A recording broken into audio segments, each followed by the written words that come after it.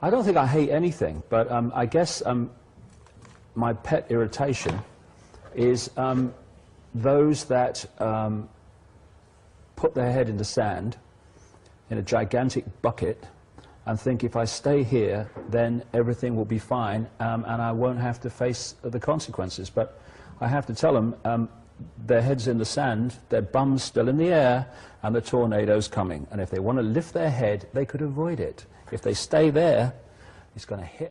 The truth is that so much which is called conspiracy theory is actually conspiracy fact. Not all of it, but enough to show that the people that run the world are not the ones the news media tell us do.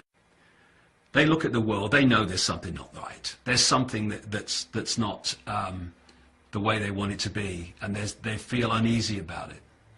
But they try to placate those fears, not by facing them, but by trying to find a way of making them disappear with words like, oh no, we would never allow a police state. Not in America, no, never allow a police state. Britain, never allow a police state.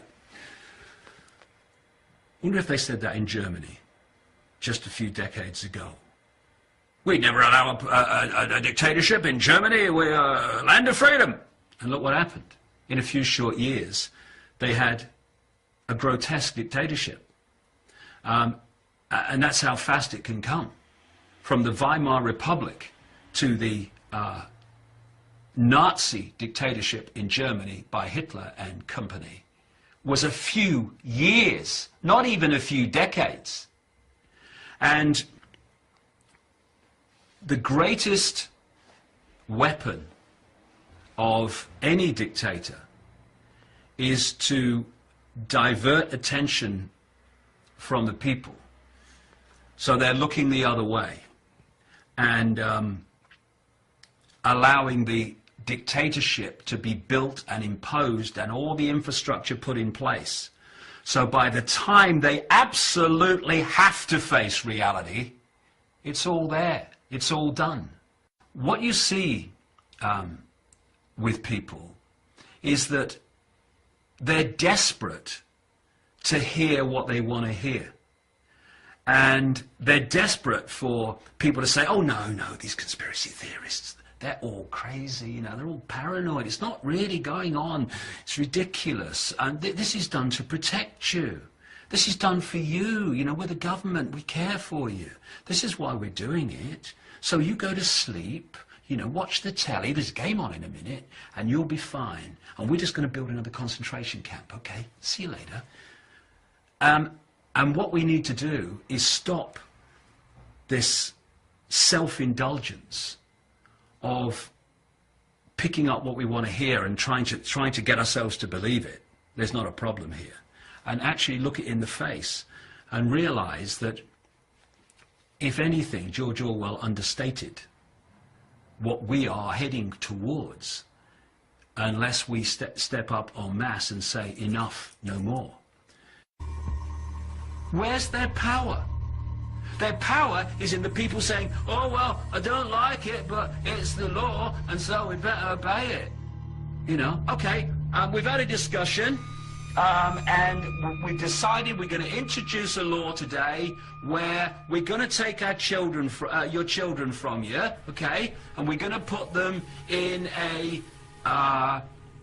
national education centre, and we're going to control them, and maybe you can see them twice a year, okay? We're passing the legislation this afternoon.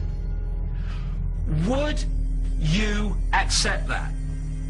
Would parents accept that? What would they do? They'd stand up and say, we're not having this. So there is a point then where people en masse will say enough. It's just a case of when are we going to say that?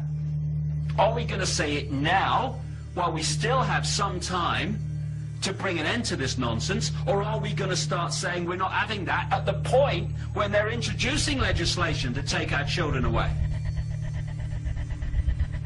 And by then, people, brave people who've stood up and been counted in the years before, while the others just look the other way, they're actually not going to be around to speak on behalf of the people having their children taken away.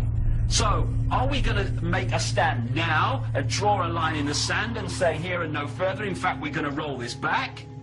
Or are we going to wait until it's got really, really extreme, by which time there'll be so much infrastructure in place that drawing a line in the sand will be a serious challenge? And it's no good. I said to some policemen in Parliament Square a few months ago, ask yourself, when your child says to you, Mummy and Daddy, what were you doing when the police state was introduced? Oh, well, I was watching the telly, honey. Or in the policeman's case, I was helping to introduce it, dear. That's the situation we're facing. And you know, if people don't like it, well, they just have to do the other thing, because this is how it is. And we either face it now, or we face it a little bit further along the road, when if we think it's not very good now, it'll be a bloody nightmare by then. It's time to lift the arse off the sofa and bring an end to this nonsense, because otherwise we're just building our own prison cell or sitting around. It's me, me, me, me. Well, that's fine, but one day I say to these people, me, me, me is going to knock on your door, and you're going to realize that reality dawns, and you're going to realize the world that by your silence, when you had the opportunity, you have allowed to unfold for the later years of your life and for most of the life of your kids and all the life of your grandkids. I'm sorry that I'm struggling to find words, because words fail me. The idea that governments, with their record, have the interests of the people at heart. Anyone who believes that is basically a lost cause in terms of understanding what's happening in the world. And I'll just leave them to get on with it. And when the knock comes on their door, don't call me.